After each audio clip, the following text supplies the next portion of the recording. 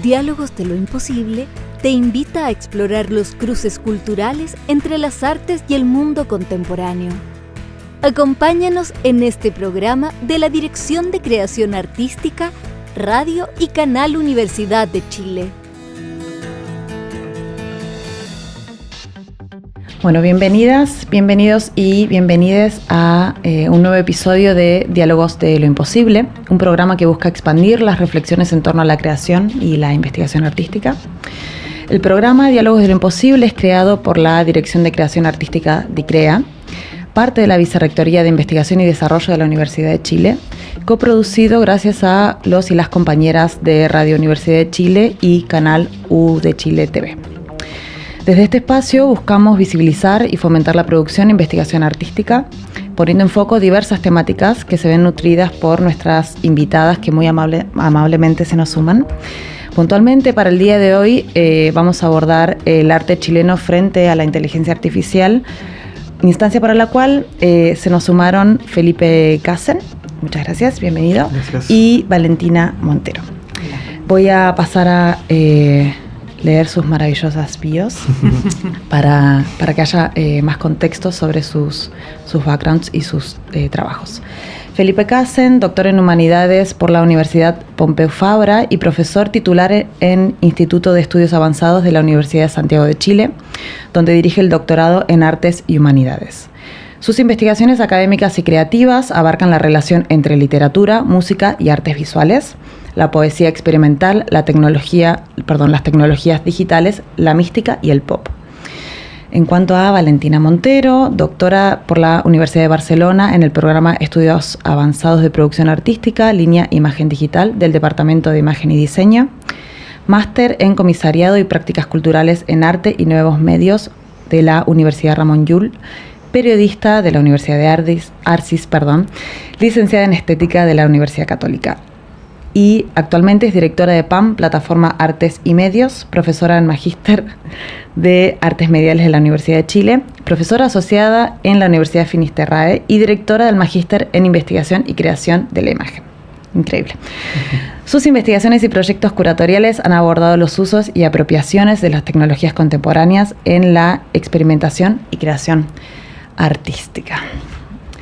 Dicho eso, y habiendo como puesto en contexto a nuestras invitadas, podemos empezar por el tema que nos convoca, como para dar un puntapié. Hemos venido como viendo justamente a lo largo de nuestra historia el uso de la tecnología para la creación artística de manera recurrente a lo largo justamente de la historia del arte, y hemos sido testigos sobre cómo diversos artistas en estas épocas han utilizado la tecnología como herramienta para nuevas formas de expresión. Y si bien en algún momento ha primado el uso de la tecnología como de una manera aumentativa, digamos como para impulsar creación, producción y distribución, actualmente con las tecnologías digitales y la inteligencia artificial, ese uso de la tecnología estaría pasando a ser de una manera más sustitutiva que aumentativa. Entonces, como para empezar por una pregunta general e ir entrando en tema, me gustaría saber si ustedes efectivamente ven la inteligencia artificial que está siendo abordada y utilizada de una manera sustitutiva en los procesos de creación artísticos actuales. Bueno, gracias primero por esta invitación. Antes comentábamos que nos gusta la radio, así que nos inviten seguido, no tenemos problema. Sí, esta es una tecnología que de las más queridas, yo creo, en la radio, ¿no? No esa cosa del podcast. No. Igual, perdón, esto es formato podcast, así que también. No, bueno, también, pero la radio, estamos en una radio, toda esa aura. Sí. Bueno, y con tu pregunta, yo creo que la inteligencia artificial, en efecto, más que entenderla como otra herramienta más, viene a ser un nuevo paradigma. Que sobrepasa quizás con creces las preocupaciones que podrían tener los artistas. Yo creo que justamente el tema de la inteligencia artificial es algo, esta metatecnología, como lo denomina Flavia Costa, que en realidad viene a cambiar la forma de gestionar nuestra vida entera. Pensemos en el uso que se hace en la medicina, el uso de la bolsa. Si antes ya la bolsa, por ejemplo, la economía estaba muy vinculada a estos distintos criterios económicos, ahora yo creo que va a ser mucho más evidente esa automatización. Entonces, Para la práctica artística, yo creo que lo que significa la inteligencia artificial es más bien la aceleración de procesos que ya se estaban haciendo hace mucho tiempo y que también tienen otra cualidad, que es de un acceso más masivo, porque antes, si bien los trabajos con arte generativo de los años 60 los hacían quienes tenían acceso a computadoras, o sea, cuestión que era muy difícil, había que estar vinculado a universidades o tener mucho dinero. Y hoy en día cualquiera con un celular puede hacerlo. Entonces yo creo que el cambio tiene que ver más bien con eso, tiene que ver con una democratización, entre comillas, no me gusta mucho esa palabra, pero como un acceso más masivo y que involucra entonces una aceleración de procesos que ya se venían dando desde hace mucho tiempo. No sé si estoy tan de acuerdo con la idea de sustitución. Yo creo que todavía estamos en una etapa como de encandilamiento con estas tecnologías y de mucha torpeza, y creo que los artistas están probando, están experimentando qué hacer con la herramienta. Pero luego yo creo que va a venir, como siempre ha venido en los procesos artísticos, una suerte de sedazo, ¿no? De quienes están utilizando estas posibilidades tecnológicas desde una perspectiva crítica, pensando en la premisa de que el arte contemporáneo es aquel que pone en tensión los signos de su época, más que simplemente el que utiliza ciertos medios para hacer cosas espectaculares, bonitas, que eso estaría más vinculado quizás a la idea del diseño funcional o la publicidad, etcétera. Pero pensando en el arte contemporáneo, o sea, en esa figura, quizás todavía a esta altura idealizada que tenemos, ¿no?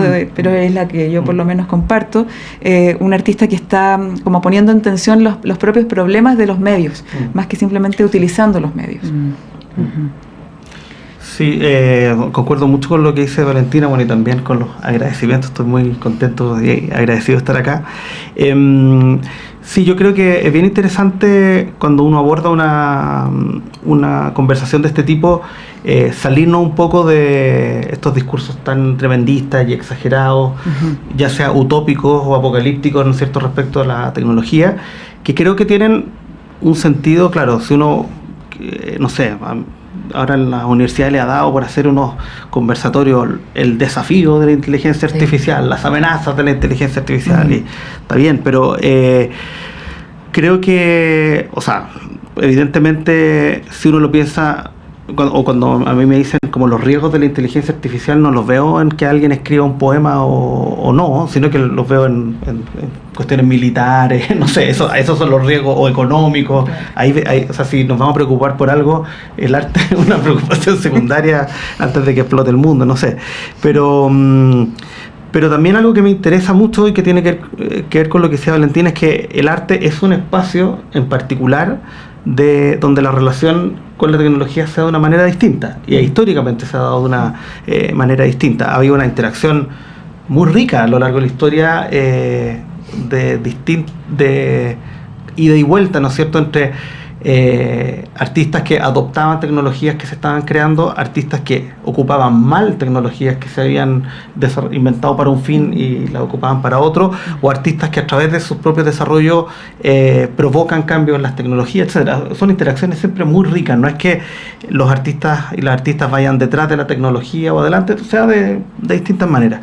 Pero además hay un punto que yo creo muy relevante, y que es una diferencia muy importante del ámbito de las artes y las humanidades, ¿no es cierto?, en el que poco se sitúa esta conversación, que tiene que ver con que nuestras maneras de relacionarnos con el pasado son mucho más intensas y no se basan en dejar de lado, ¿no es cierto?, lo que se ha hecho atrás. La filosofía clásica, o la filosofía de la Edad Media, o la teología del siglo XVII, qué sé yo, no son reflexiones que hayan quedado superadas por, qué sé yo, por Heidegger, por Nancy, o da lo mismo, ¿no es cierto? Son siempre vigentes. Y eso es algo distinto a lo que ocurre en el mundo de las tecnologías, donde, claro, si hay una tecnología más eficiente o más económica, esa queda en el pasado. Y siempre me llama la atención, cuando miro las mallas de carreras técnicas o científicas, la poca cantidad de cursos de historia que tienen, si es que tienen, ¿no es cierto? Claro. Y quienes estudiamos arte, literatura, música, casi todos los cursos son de historia, ¿no es cierto? Porque están conviviendo. Entonces, yo siempre pienso en ese sentido que no sé, la tecnología del lápiz o de la máquina de escribir o la del computador, de un procesador de texto, son tecnologías que están conviviendo hoy en día, ¿no es cierto? La voz, para qué decir, ¿no es cierto? Pensando en el caso de la literatura, todavía hay muchísimos artistas y qué bueno, ¿no es cierto?, que trabajan con pintura, con óleo, con escultura, etcétera, o que mezclan ambas tecnologías. Entonces, también ahí ocurre algo que como una especie de mantra que muchas personas dicen, que nada queda superado en el ámbito de las artes y la reflexión. Yo creo nada pasa de moda, o todo puede ser siempre vigente. Entonces, la inteligencia artificial se suma a una plataforma donde ya hay otras tecnologías disponibles. Y tiene, obviamente, yo también estoy muy de acuerdo que estamos en una etapa de mucha torpeza todavía, de mucho encandilamiento. Siento que estamos un poco como en el año 85, creo que fue cuando Steve Jobs presentó el computador y trajo Andy Warhol, y claro, las imágenes de Warhol ahora nos dan un poco de ternura, ¿no es cierto? Pero yo creo que estamos en un momento un poco parecido también de ese desarrollo, y al mismo tiempo hay otras tecnologías que ya están súper bien asumidas por los y las artistas y que están dando frutos muy interesantes. Sí, muy interesante como la noción de entre encandilamiento y torpeza, que deviene justamente de esto que después vos planteas como tremendista, que efectivamente lo es. Pero si bien estamos todavía en esa fase como de prueba y de como de un umbral de sorpresa como bastante amplio, creo que justamente este hiperacceso que tenemos a estas herramientas, que también es mucho acceso a la herramienta con muy poco entendimiento por atrás, por lo tanto prima la experimentación, y creo que eso puede llegar a tener como un impacto muy fuerte, por más de que sea transicional, por así decirlo, en la noción que tenemos de creación, de creador y por ende de artista. Como me interesa su perspectiva respecto de cómo esto puede repercutir en la noción de creación, ¿no? Entendiendo que hoy cualquier persona, por suerte, sin tener que tener como un gran background académico o un gran portfolio hacia atrás, puede tener su pool de creaciones que hayan surgido con inteligencia artificial. Sí, bueno, yo creo que obviamente se va a resignificar la idea de creación, o sea, y creo que me parece saludable. No sé, también depende del día en que me pregunten, pero hoy día creo que ando optimista. Parece que la bipolaridad está en la fase maníaca y no en la depresiva. Ayer, por ejemplo, una amiga que hace un taller de verano ahí en Recreo para niños, y me contaba que, claro, era un desafío hacer talleres para niños porque ahora están todos enganchados con el celular. Y entonces ella dijo, en vez de ir contra la corriente, usemos esto. Y fueron a la playa, hicieron dibujitos de los crustáceos que encontraban, de un pulpo que hallaron, y luego fueron a hacer una canción con un software de inteligencia artificial. Bueno. Espectacular. O sea, los niños estaban en llamas. Entonces probablemente algo está cambiando. Quizás no van a ser músicos, pero están utilizando los medios actuales en vez de negarlos, porque yo creo que es una batalla perdida, tristemente, a menos que tengas mucha plata para colegio Montessori y estar 24/7 con los hijos ahí. Y esa cosa hippie chic, como que... Claro, como que termina siendo una cuestión como... Ya sabemos que cualquier cosa que se prohíbe genera el efecto contrario. En cambio, generar instancias donde estas tecnologías sirvan para estimular la creatividad, para complementarla con estos viejos medios, que sería el dibujo todavía, el ir a caminar, el modelar, la cerámica. Entonces creo que, en efecto, yo creo que, como estoy optimista, creo que da ese espacio para que alguien que antes no tenía las habilidades quizás para hacer una canción, por ejemplo, porque nunca había aprendido un instrumento, esté haciendo sus canciones y la comparte por TikTok, lo que sea. Eso me parece súper bonito. Y por otro lado, para el campo del arte más profesional, le está haciendo una exigencia mayor. Y me parece muy interesante, y ahí sí que es un desafío en el sentido de que tiene que haber una propuesta que sea también más inteligente, más conceptual, más crítica, más disruptiva también con los propios medios. O sea, yo coincido con lo que decía anteriormente Felipe, que la característica que ha tenido la relación entre arte y tecnología no ha sido simplemente utilizar ese medio para hacer cosas que antes se hacía quizás con el pincel. Me acuerdo que en los años 2000 Gustavo Mesa Gonzalo Mesa hablaba como del el mouse era el nuevo pincel. Sí, claro, A mí me encantan esas declaraciones, sí, muy mal. Yo no creo que sea una sustitución, sino que es proponer otras maneras, ¿no? Y creo que la relación de los artistas que por lo menos a mí me interesan más son los que utilizan la tecnología para hacer cosas para las cuales no estaban pensadas. Y ahí siempre recuerdo en clases, hablo de un inglés, Desmond Henry, que era un tipo medievalista. ¿Te acuerdas que lo pasamos en clases hace tiempo? Que la chica fue alumna del Magíster de Artes Mediales de la Chile.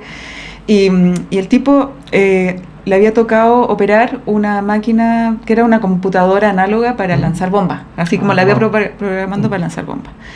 Y cuando ya vuelve de la guerra, se encuentra con esta máquina, se la lleva para su casa, la compra en una especie de persa, se la lleva para su casa, le interviene con unos lápices.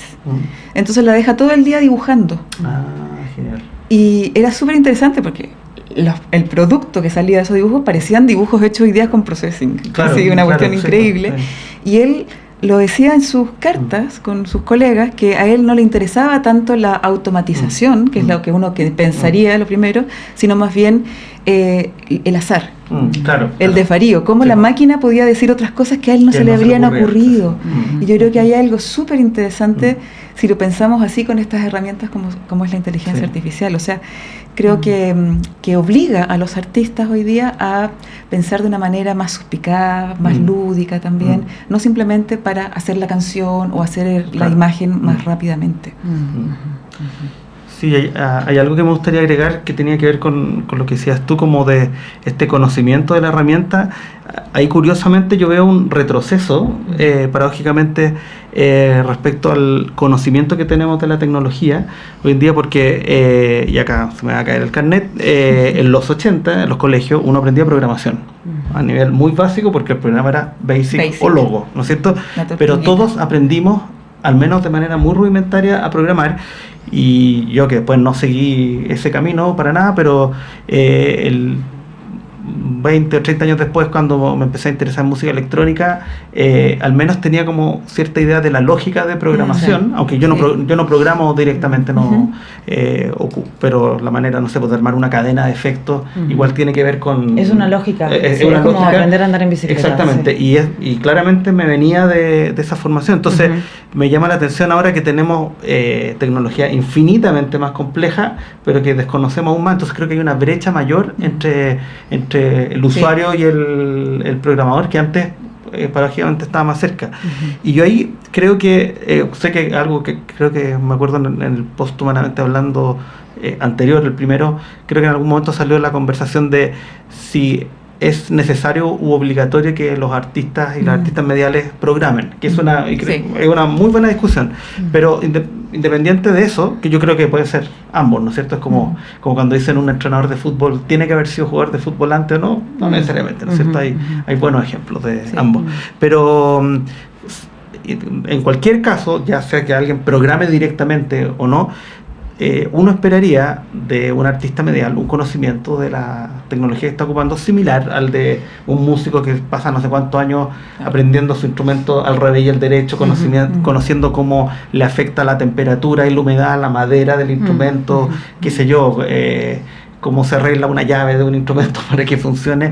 Eso uno debería esperar. Entonces, gran parte yo diría, de las malas obras o las obras poco interesantes que a veces surgen, nacen porque tienen un conocimiento muy pobre de la herramienta que están ocupando. A veces son quizás otros elementos que están en discusión, pero como te digo, yo esperaría esa cercanía, esa intimidad con la tecnología que además se logra con tiempo, no es algo de un día para otro, de bajar la aplicación y... Claro, ahí yo discrepo un poco, porque de hecho de proyectos artísticos me interesa relacionados con artes mediales, de repente gente que ve ese glitch, bueno, eso, como que observa como una oportunidad de pensar críticamente desde la lógica de usuario, no del programador. Total. Igual, perdón, me parece muy interesante y me gustaría como profundizar y polemizar un poco sobre esta como discrepancia. Lo quiero como atesorar y guardar para el segundo bloque. Vamos a hacer un corte muy, muy breve y vamos a seguir, ojalá, en esta disputa. Muy bien. Vamos y venimos. Diálogos de lo Imposible te invita a explorar los cruces culturales entre las artes y el mundo contemporáneo.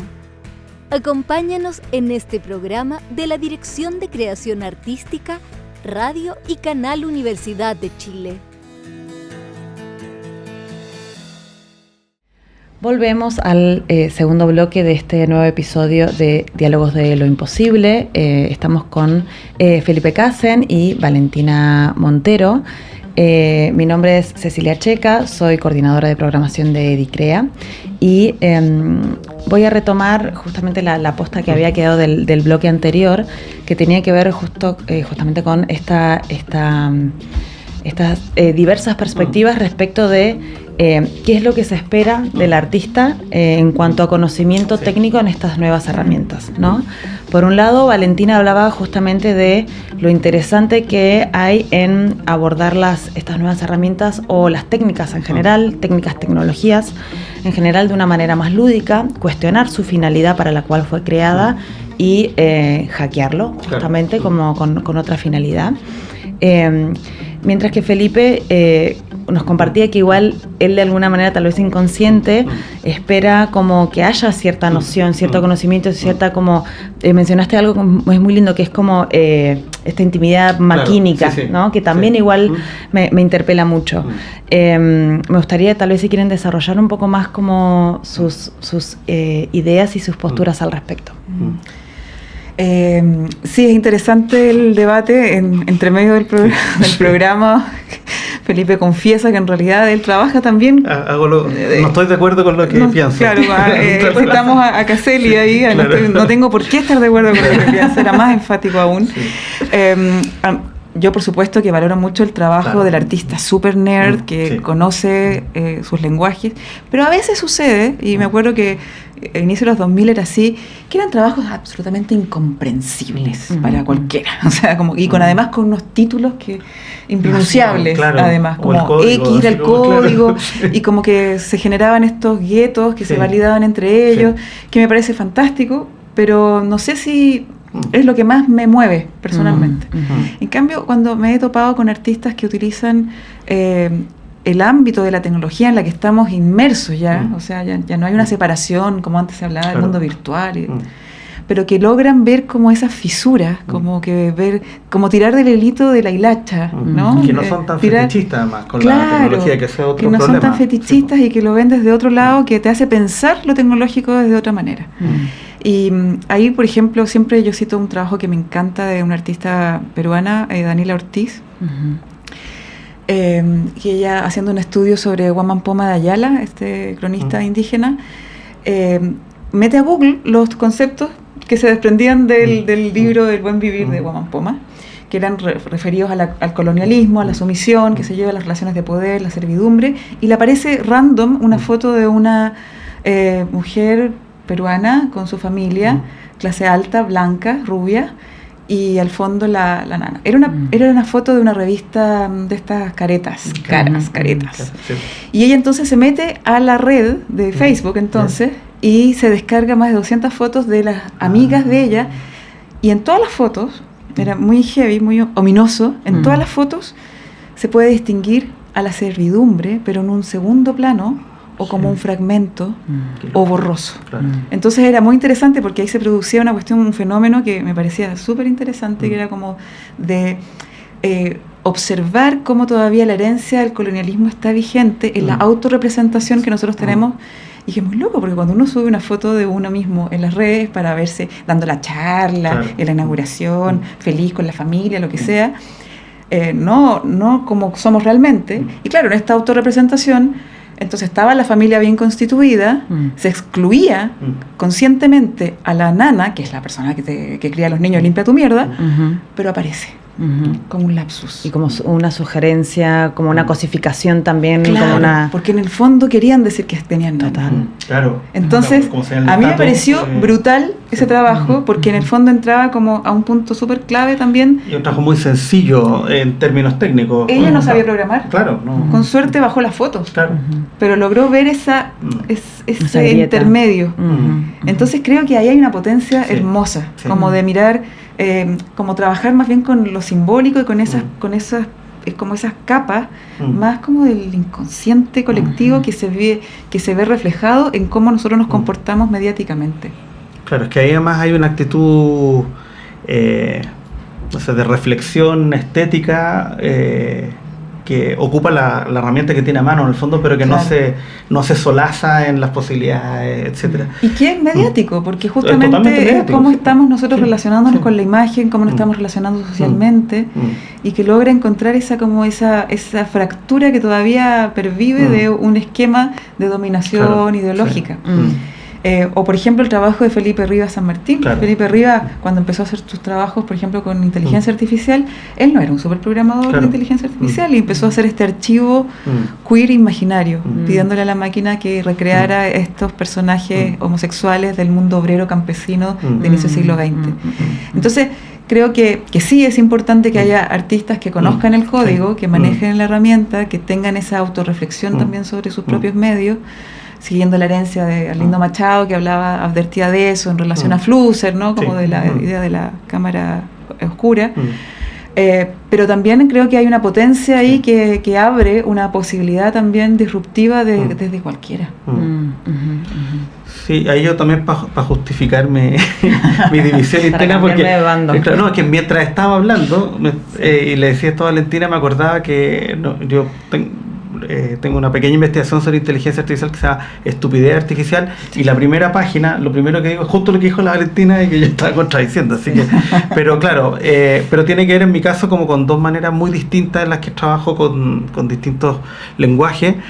Una que viene más de la literatura y del conceptualismo, y que tiene que ver con esta de encontrar las recurrencias de ciertos errores o desarrollar eso, y para ese tipo de trabajo en realidad el conocimiento tecnológico que necesito es muy básico. Ahora, por ejemplo, estoy haciendo un proyecto que se va a llamar 60 Minutes of Silence, 60 minutos de silencio, y lo que quiero hacer es un poco en la línea tuya. Me puse a buscar en YouTube videos sobre minutos de silencio en distintas circunstancias, no sé, institucionales, partidos de fútbol, etcétera, y estoy recopilando, estoy bajando esos videos, después los voy a editar, pero para eso no se requiere ningún conocimiento y quiero hacer el disco con esos 60 minutos de silencio.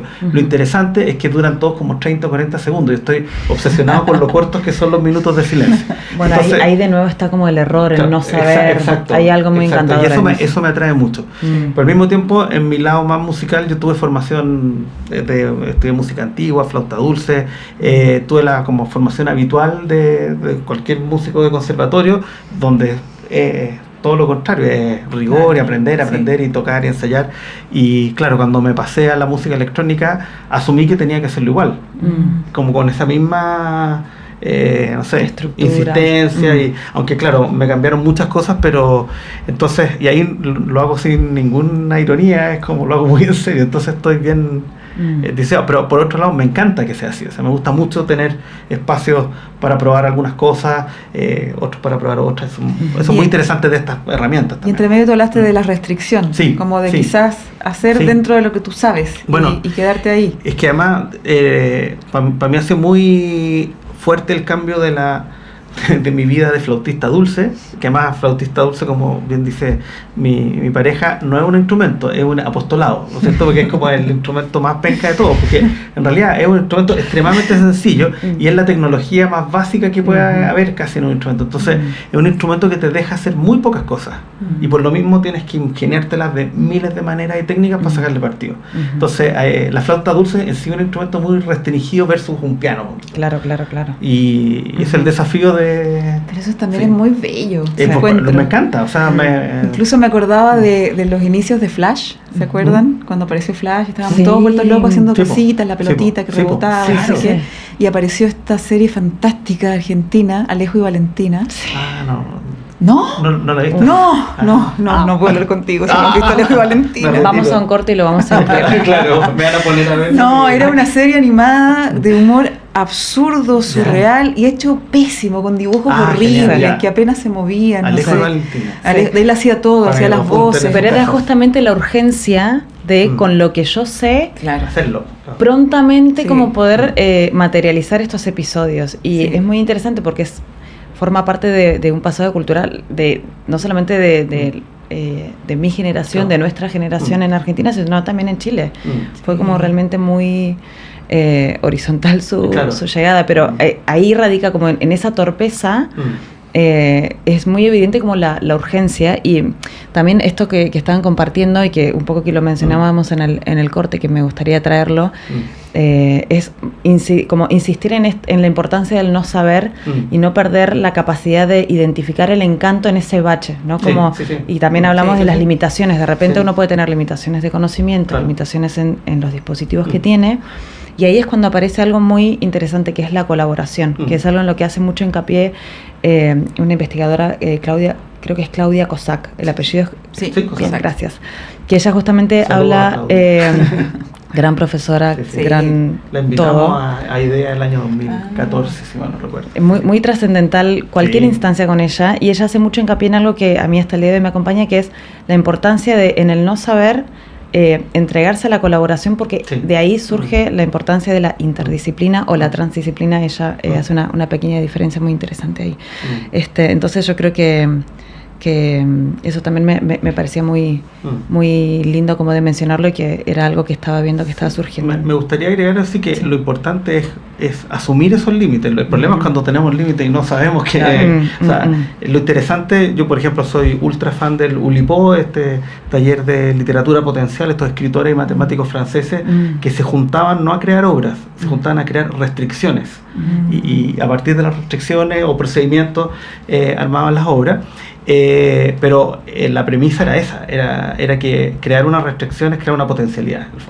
El problema es esa ingenuidad de creer que uno se la sabe, y eso es más... Y yo creo que eso es una tarea pendiente igual para el arte contemporáneo, con poco... todavía está la idea del autor, ¿no? Así como el autor, como tanto anuncio de la muerte del autor, mentira, zombies, así como... y no sé, quizás recuperar también la lógica del cine, donde le dan crédito a todos, ¿no? Claro. Y yo creo que partir de esa premisa, o sea, ahora hace poco estuve hoy día con Nico Briseño, que es artistazo, pero se ha dedicado a resolver la vida a un montón de artistas. Y él no aparece mencionado. Entonces me parece que es importante, yo creo que también cambiar una ética de trabajo donde entendamos esta posibilidad interdisciplinar, dándole el valor también del trabajo que cada uno tuvo, ¿no? Totalmente. Mencionaste algo que estaba un poco como en el desglose como de posibles aspectos a abordar, que es como la muerte del autor, y que también va un poco con la lógica de la autenticidad, ¿no? Que está un poco relacionado con lo que estábamos hablando de los procesos de creación, pero me interesaría saber cómo profundizar un poquitito más sobre qué es lo que ustedes consideran que ocurre con la noción de autenticidad, ¿no? Entendiendo que inteligencia artificial es un procedimiento al cual se le dieron ciertas indicaciones, pero que viene de como que barre como en un pool de data muy general, muy abierta. Entonces, que siempre fue así. O sea, a un artista no se le ocurrió hacer una obra de la nada. Totalmente. Fue porque estuvo viendo películas, porque estuvo viendo revisando la historia del arte, la publicidad, o sea, siempre fue así. Siempre ahora está automatizado. Ahora está automatizado y le facilitó quizá el trabajo manual de hacerlo, pero yo creo que la idea del autor, así como ese ser iluminado, que nunca existió realmente. O sea, es más bien alguien que supo leer los signos de su tiempo y los de tiempos pasados, y tiene ese don, ¿no? Ahora, claro, lo hace la máquina muy rápidamente, pero ya sabemos que esas obras, esas miles de fotos que vemos de gatitos en skate en la luna, no interesan a nadie tampoco. O sea, pueden servir en un momento para una publicidad, quizás para mandarse un meme, pero en realidad no tienen el estatus de lo que uno consideraría una obra artística para compartir.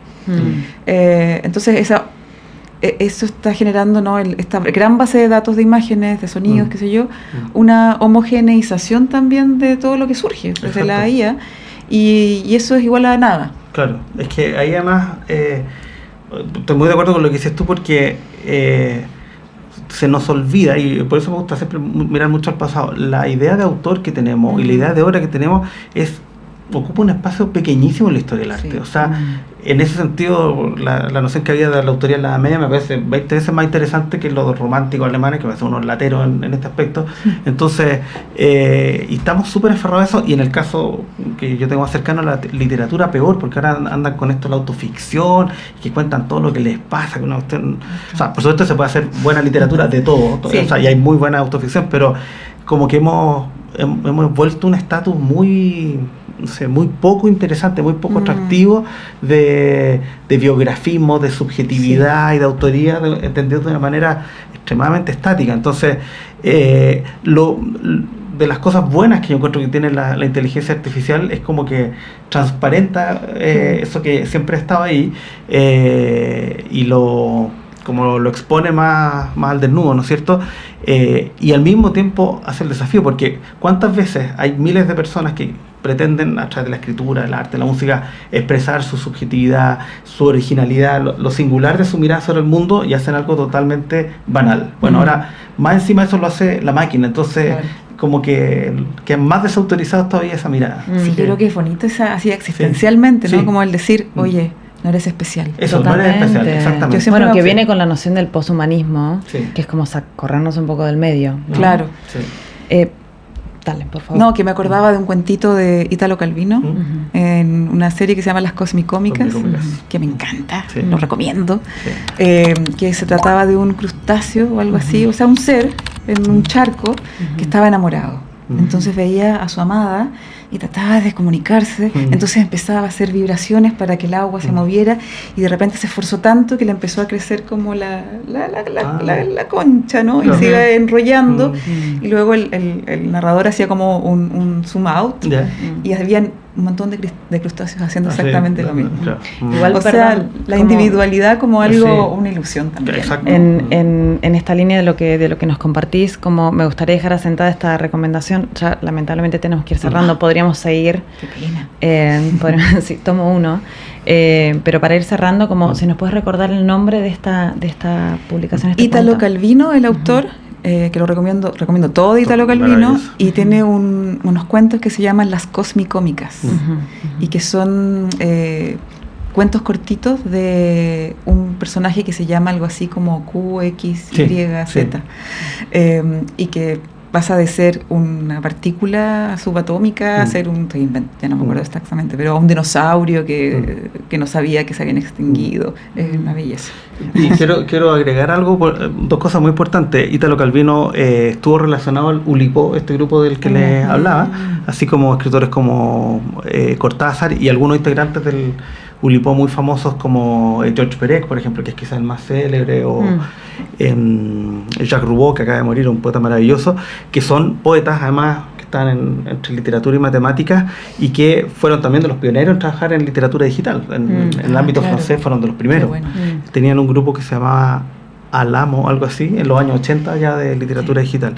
Y Calvino también es de los primeros en escribir textos sobre literatura generada por computadores. Tiene un pequeño texto, que no recuerdo el nombre en este momento, pero como de bibliografía temprana sobre estos asuntos. Calvino tenía un ojo ahí súper interesante. ¿Y te haría sentido que Calvino sea tu recomendación, así como para la profundización en este tema? Sí, me gustaría recomendar a Calvino. Me encanta que hayamos terminado hablando de Calvino y no de Elon Musk o cualquiera de estos señores. Me alegra profundamente.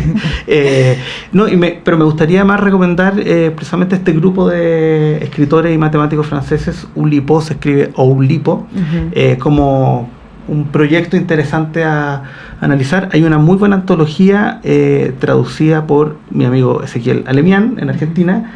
No recuerdo en este momento la editorial, no sé si era, creo que era Caja Negra, puede ser, pero hay una muy buena antología, y hay buenas antologías traducidas de este grupo Oulipo, que yo creo que simbolizan muy bien esta idea que hablábamos de trabajar a partir de las restricciones, de tener una relación muy, muy estrecha con el lenguaje, pero también muy lúdica, muy de, por ejemplo, hace muchos juegos de cambiarle las letras a las palabras, cosas así como... Y que además un grupo muy interesante porque no se definían como vanguardistas. Al contrario, ellos estaban muy interesados en el pasado y les interesaba rescatar también toda la tradición métrica, todo eso, porque ahí yo creo que hay una mirada muy bonita, latente, que tiene que ver con... si miramos como desde ahora hacia atrás, por ejemplo, la creación poética, ¿no es cierto? ¿De qué manera un formato como el soneto, por ejemplo, que puede ser ya lo más tradicional posible, podemos pensarlo como una máquina, como una serie de restricciones, como una serie de elementos, como un algoritmo? O sea, para mí el soneto de alguna manera podemos leerlo como un algoritmo. Entonces es bonito también el Oulipo, un buen espacio para hacer esos viajes de ida y vuelta. Igual, bueno, tenemos que ir cerrando, pero me parece que es muy interesante lo que ya a modo de cierre, como lo que mencionas, creo que era Agamben, ahí ustedes ambos me pueden corregir, que era que él planteaba que justamente para entender el futuro era necesario, como la monstruosidad de estos tiempos que no entendemos, era necesario tener, como mantener el contacto, hacer contacto visual como con los monstruos del pasado, como este panóptico, ¿no? Como de estar un poco al filo en la frontera de los tiempos, porque es la única manera de estar viendo el pasado, para poder entender el futuro era necesario justamente como esa... mantenerse en esa frontera de tiempo. Bueno, wow. Sobreestimulados con los temas, les agradezco muchísimo por haberse sumado para compartirnos su perspectiva al respecto. Dejamos invitados a quienes nos estén viendo a estar atentos a los próximos capítulos y les agradecemos por haber estado viéndolo compartido en la mesa el día de hoy. Muchas gracias.